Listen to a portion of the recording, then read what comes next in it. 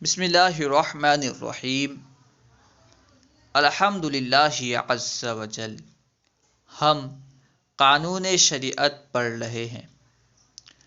آج ہم انشاءاللہ عز وجل قانون شریعت سے قبر کا دبانا، منکر نکیر کیسے ہیں، کب آتے ہیں اور کیا سوال کرتے ہیں، قبر میں کس کس سے سوال نہیں ہوتا، انسان کی کس چیز پر عذاب و ثواب ہوتا ہے، اس کے علاوہ اور بھی بہت ساری باتیں پڑھیں گے۔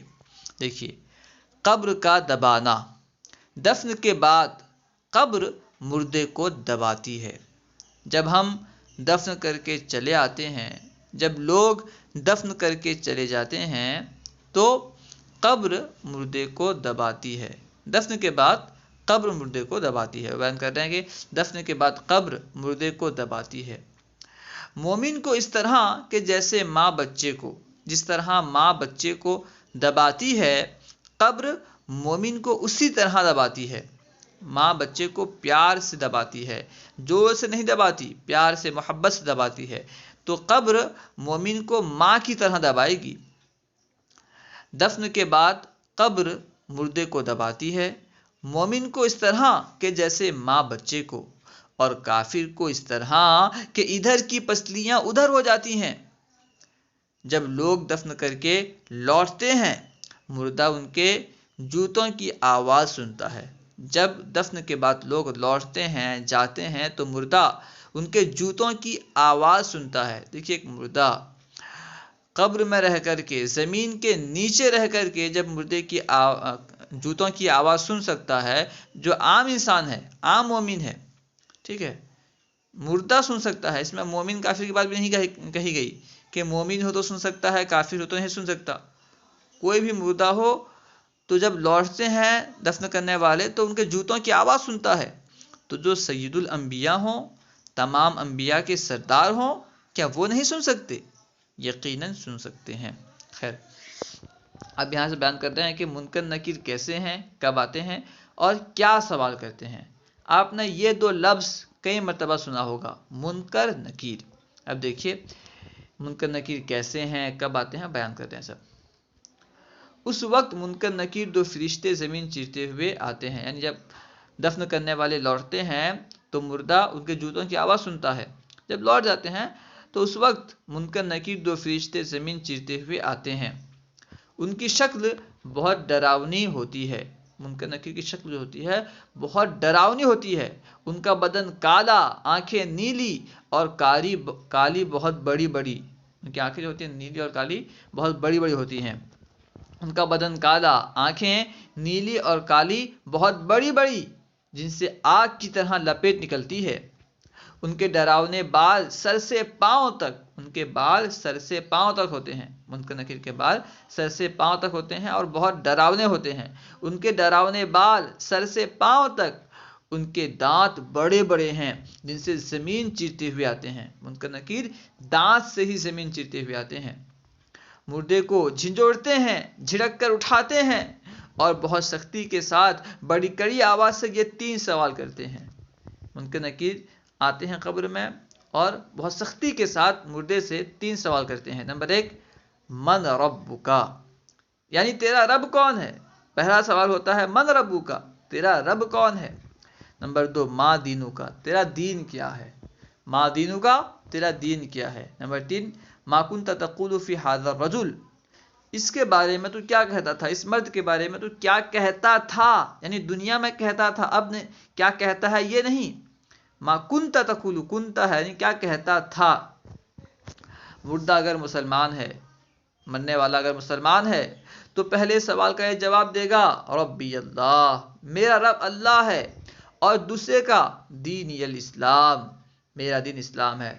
دوسرا سوال کیا گیا تھا، ما دینک، تیرا دین کیا ہے؟ اگر بندہ مسلمان ہوگا تو دوسرے سوال کے جواب میں کہے گا دینی الاسلام، میرا دین اسلام ہے، اور تیسرے سوال کا جواب یہ دے گا ہوا رسول اللہ صلی اللہ تعالی علیہ وآلہ وسلم، یہ اللہ عز و جل کے رسول ہیں، اللہ عز و جل کی طرف سے ان پر رحمت ہو اور سلام۔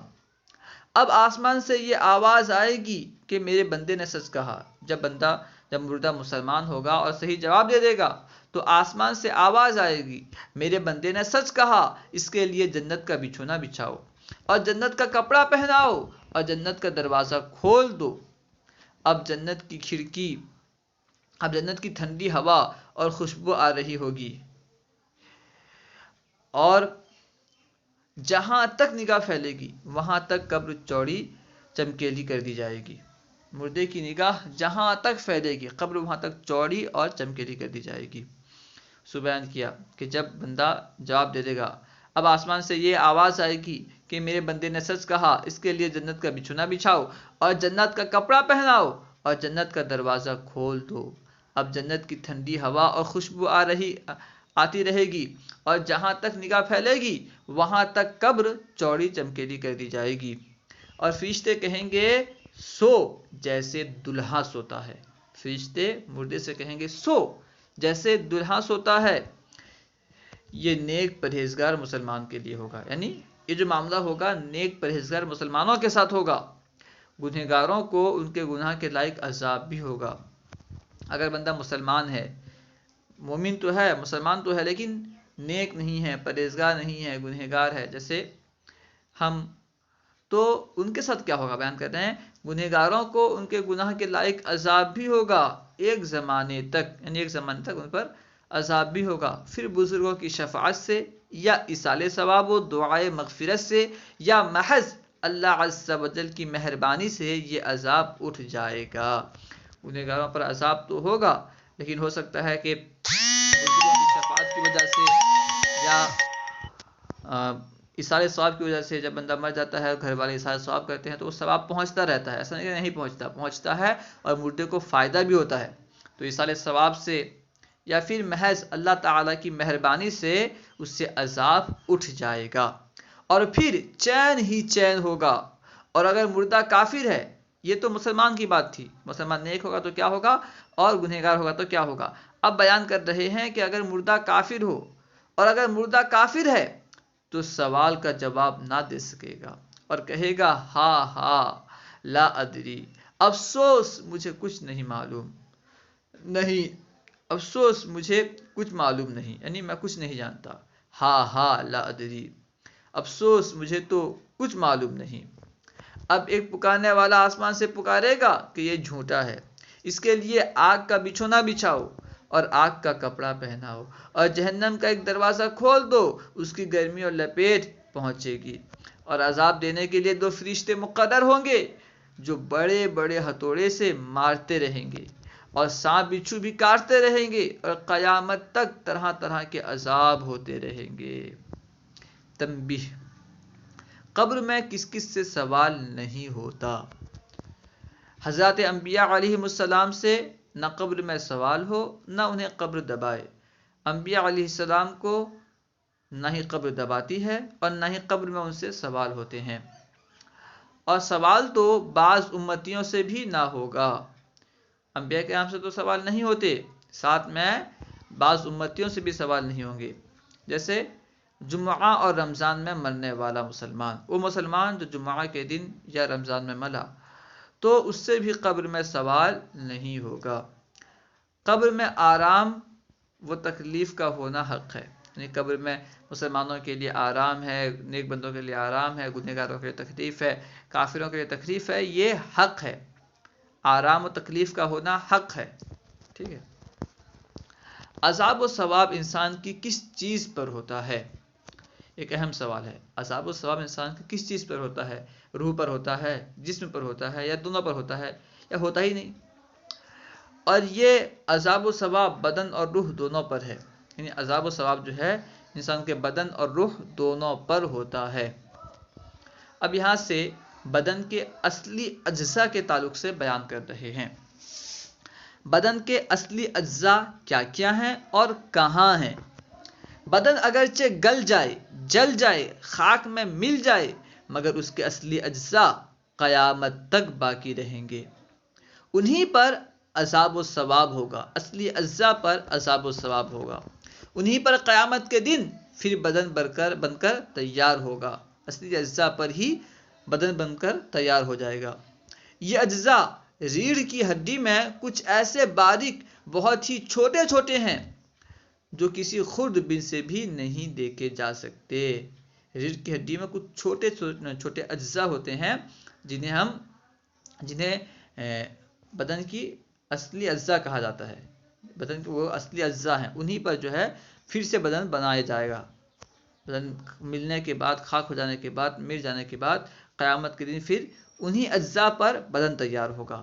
وہ بیان کرتے ہیں کہ یہ اجزاء ریڑھ کی ہڈی میں کچھ ایسے باریک بہت ہی چھوٹے چھوٹے ہیں جو کسی خوردبین سے بھی نہیں دیکھے جا سکتے، نہ انہیں آگ جلا سکتی ہے، نہ زمین گلا سکتی ہے۔ یہی بدن کے بیج ہیں، یہی جو ہے بدن کے بیج ہیں، اصل ہیں۔ انہی اجزاء کے ساتھ ساتھ اللہ تعالیٰ بدن کے اور حصوں کو جمع کرے گا جو راکھ یا مٹی ہو کر ادھر ادھر پھیل گئے، اور پھر وہی پہلا جسم بن جائے گا۔ ٹھیک ہے، اللہ سب کو جمع کرے گا تو پھر پہلا جو جسم تھا وہی بنے گا، دوسرا جسم نہیں بنے گا، اور پھر وہی پہلا جسم بن جائے گا، اور روح اسی جسم میں آ کر قیامت کے میدان میں آئے گی۔ روح اسی پرانے جسم میں آ کر قیامت کے میدان میں آئے گی۔ اسی کا نام حشر ہے۔ ٹھیک ہے، اس کا نام حشر کا معنی اٹھانا، اسی کا نام حشر ہے، جمع کرنا۔ حشر کا معنی اٹھانا، جمع کرنا۔ تو جب سب کے بدن کو جمع کر کے، جو مردے ہیں بدن کو جمع کر کے روح لوٹا کر کے سب کو جمع کیا جائے گا۔ ٹھیک ہے، تو ظاہر مطلب اٹھیں گے، تو اس معنی اعتبار سے بھی حشر ہے، اور جمع ہونے کے معنی اعتبار سے بھی حشر ہے۔ خیر، اسی کا نام حشر ہے۔ اب اسی سے یہ بھی معلوم ہو گیا قیامت کے دن روحیں اپنے پہلے ہی بدن میں لوٹائی جائیں گی۔ اس سے یہی معلوم ہو گیا کہ قیامت کے دن جو روح ہوں گی یہ اپنے پہلے ہی بدن میں لوٹائی جائیں گی، نہ دوسرے میں نہیں، کیونکہ اصل اجزاء کا باقی رہنا اور زائد میں تغیر و تبدل ہونا، کسی چیز کے اصل کا باقی رہنا، جو زائد حصہ ہے وہ بدل جائے، وہ تبدیل ہو جائے، تو ہم یہ نہیں کہیں گے کہ چیز بدل گئی، اصل باقی ہے تو چیز وہی ہے، چیز نہیں بدلی۔ ٹھیک ہے، کیونکہ اصل اجزاء کا باقی رہنا اور زائد میں تغیر و تبدل ہونا چیز کو بدل نہیں دیتا، بلکہ اس قسم کی تبدیلیوں کے بعد بھی وہ پہلی چیز وہی رہتی ہے۔ دیکھو، جب بچہ پیدا ہوتا ہے تو کتنا بڑا ہوتا ہے، چھوٹا سا ہوتا ہے۔ جب بچہ پیدا ہوتا ہے تو کتنا بڑا ہوتا ہے اور کیسا ہوتا ہے، اور جوان ہونے تک اس میں کتنی تبدیلیاں ہوتی ہیں، مگر ہر زمانہ، ہر حال میں رہتا وہی ہے، دوسرا نہیں ہو جاتا۔ وہ خود بھی یقین رکھتا ہے کہ 10-5 برس پہلے بھی میں تھا، اور اب بھی میں ہوں، اور یہ ہمیشہ اور ہر عمر میں ہر شخص سمجھتا ہے، ہر عمر میں ہی سمجھتا ہے کہ میں تھا، میں ہوں۔ کوئی یہ نہیں کہتا کہ جب میں چھوٹا تھا، بہت چھوٹا تھا تو میں نہیں تھا، دوسرا تھا، اب میں دوسرا بندہ بن گیا ہوں، ایسا نہیں ہے۔ اور یہ ہمیشہ اور ہر عمر میں ہر شخص سمجھتا ہے، اپنے لیے بھی اور دوسروں کے لیے بھی یہ سمجھتا ہے۔ ایسا نہیں کہتا کہ یہ جو بندہ ہے چھوٹا تھا تو یہ دوسرا تھا، بڑا ہو گیا تو دوسرا بندہ ہو گیا۔ وہی تھا، چھوٹا تھا تو الگ شکل میں تھا، اس کی صورت الگ تھی، حیت الگ تھی، اب حیت بدل گئی ہے، صورت بدل گئی ہے، لیکن بندہ وہی ہے۔ مردہ اگر قبر میں دفن کیا جائے تو جہاں پڑھا رہ گیا یا پھینک دیا گیا، اگر مردہ قبر میں دفن نہ کیا جائے، بعض وقت ہوتا ہے کہ لوگ ڈوب کر مر جاتے ہیں، شیر کھا جاتا ہے، کوئی جانور کھا جاتا ہے، ٹرین میں مر جاتے ہیں تو دفن نہیں کرتے، پھینک دیتے ہیں، تو ان کا کیا ہوگا بیان کر رہے ہیں۔ مردہ اگر قبر میں دفن نہ کیا جائے تو جہاں پڑا رہ گیا یا پھینک دیا گیا، غرض کہیں ہو، اس سے وہیں سوال ہوگا۔ یعنی قبر میں ہی سوال ہو ضروری نہیں ہے۔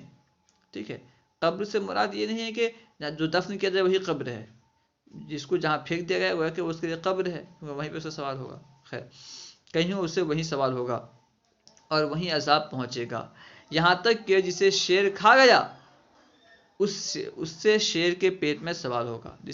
جس بندے کو شیر کھا گیا تو شیر کے پیٹ میں اس بندے سے سوال ہوگا، اور عذاب ثواب بھی وہی ہوگا، لیکن اس کا مطلب یہ نہیں ہے کہ شیر کا پیٹ جل جائے گا، عذاب ہوگا، شیر کا پیٹ پھٹ جائے گا۔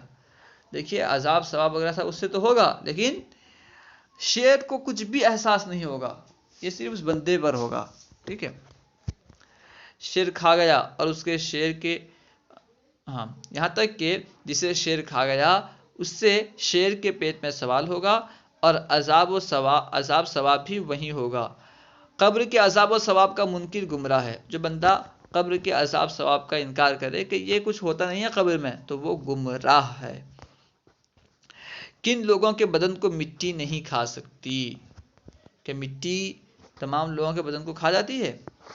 مسئلہ: نبی، ولی، عالم دین، شہید، حافظ قرآن جو قرآن پر عمل بھی کرتا ہو۔ ہر حافظ قرآن نہیں، وہ حافظ قرآن جو قرآن پر عمل بھی کرتا ہو اور جو منصب محبت پر فائز ہے، اور وہ جسم جس نے کبھی گناہ نہ کیا، اور وہ جو ہر وقت درود شریف پڑھتا ہے۔